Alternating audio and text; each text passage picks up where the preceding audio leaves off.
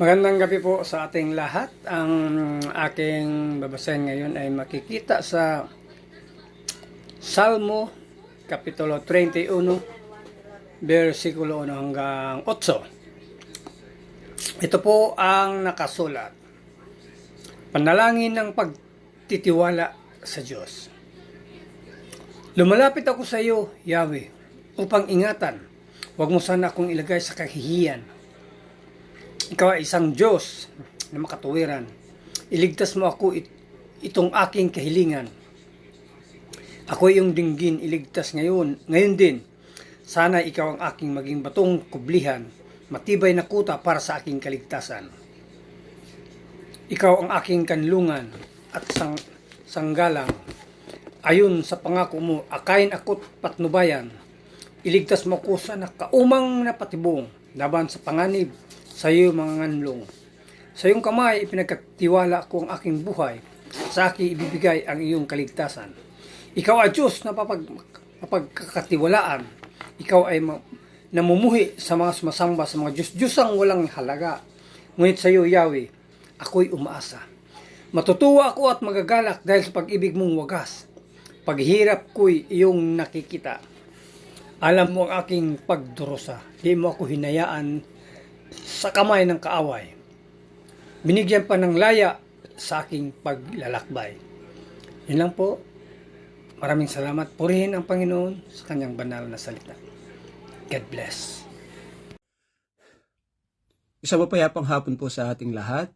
Ngayon po ay nasa 31 kabanata sa Aklat pa rin po ng mga awit. Sa talata siya mag-11, ito po naksaad. O Yahuwa, sana iyong kahabagan, sapagkat ako ay nasa kaguluhan. Namamagana ang mga mata dahil sa pagluha, buong pagkatao ko'y mahinang-mahina. Pinagod ako ng aking kaulungkutan dahil sa pagluhay umikli ang aking buhay. Pinanghina ako ng mga suliranin, pati mga butok ko'y naagas na rin. Nilalait ako ng aking mga kaaway, hinahamak ako ng mga kapitbahay. Mga dating kakilala ako'y iniiwasan kapag ako'y nakasalubong ay nagtatakbuhan. Ito po nakasaad sa banal na kasulatan. Lagi magpuri at magpasalamat sa amang lumikha. Amin. Magandang gabi po sa ating lahat. Ang babasahin ko po ay mula po sa Salmo chapter 31 verse 12 to 17. Para akong patay na kanilang kinalimutan at parang basag na sisid lang wala ng halaga. Marami akong naririnig na banta laban sa akin. Natatakot akong pumunta kahit saan dahil plano nilang patayin ako. Ngunit ako ay nagtitiwala sa inyo, Panginoon. Sinasabi kong kayo ang aking Diyos. Ang aking kinabukasan ay nasa inyong mga kamay. Iligtas niyo po ako sa aking mga kaaway na umuusig sa akin. Ipadaman niyo ang inyong kabutihan sa akin na inyong lingkod. Sa inyong pagmamahal, iligtas niyo ako. Panginoon, huwag niyong payagang ako'y mapahiya, dahil sa inyo ako tumatawag. Ang masasama sana ang mapahiya at manahimik doon sa libingan. Amen. God bless po. Hello po, ang aking Bible verse for today is from the book of Psalms, chapter 31, verses 18 to 20. Patahimikin mo ang mga sinungaling, ang mga palalong ang laging layunin, ang mga matuwid ay kanilang hamakin. Kaysa gana ng mabubuting bagay, nalaan sa mga sa iyo'y gumagalang, nalalaman ng lahat ang iyong kabutihang loob, matatag ang pag-iingat sa nagtitiwala sa iyong lubos. Iniingatan mo sila at kinakalinga, laban sa balak ng taong masasama. Inilalagay mo sila sa ligtas na kublihan upang hindi laitin ng mga kaaway. Amen. Ang mabuting balita ng ating Panginoon. Isang mapagpahalang araw po sa ating lahat at tayo po ngayon ay nasa Psalms chapter 31 verse 21 to 24. So sabi po dito, purihin ang Panginoon sapagkat ipinakita niya sa akin ang kahangahangan niyang pag-ibig nang ako'y napaligiran ng panganib. Nung ako'y matakot at masabi kong pinabayaan ako ng Panginoon, dininig mo pa rin ang aking panalangin nang ako'y tumawag sa iyo. Ibigin ninyo ang Panginoon kayong lahat na tapat sa Kanya. Iniingatan ng Panginoon ang mga tapat, ngunit pinarusahan niya ang palalo. Magpakatatag kayo at lakasan ang inyong loob, kayong lahat na umaasa sa Panginoon.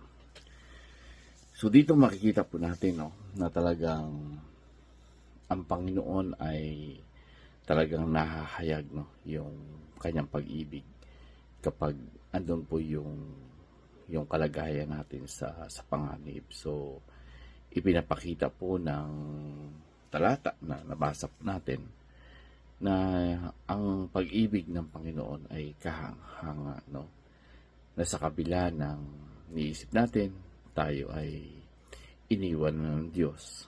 Pero makikita natin na talagang andyan ang Diyos, no? Kahit nasa gitna ka ng panganib, may kakayahan siyang iligtas ka. So, ibig sabihin, isang katunayan na yung pag-ibig ng Diyos, ito po ay hindi ito palaging nanahimik, no? Talagang nakikita natin ito sa ating kaguluhan. Kapag tayo ay nasa panganib, talagang andyan po yung pag-ibig ng Panginoon ay kaya niya itong patunayan. So, ibig sabihin, hindi kailangang mawala yung problema, no, para mapatunayan mo lamang na ang Diyos ay nandyan, sapagkat yung pag-ibig po ng Diyos ay hindi po ito nagbabago.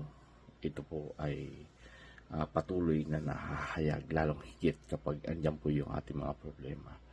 So, ibig sabihin, talagang ang pakiramdam ng pag-iisa, no, ito po ay hindi nangangahulugan na iniwan ka na ng Panginoon, kundi ito ay isang katibayan na yung ating pakiramdam ay hindi ito yung pwede mong pagbasihan, no, na ikaw ay pinabayaan ng Panginoon, sapagkat yung Panginoon ay hindi po siya nagbabago, no. Talagang tapat siya sa kanyang salita, na kapag tumawag ka sa kanya, andun agad-agad, no, yung kanyang tulong. Ito ay ayon sa kanyang ipinangako. So, lagi po nating isipin na ang ating Panginoon ay tapat. Ang kanyang mga pangako ay kanyang tinutupad, at wala po siyang sinabi na hindi niya ginagawa.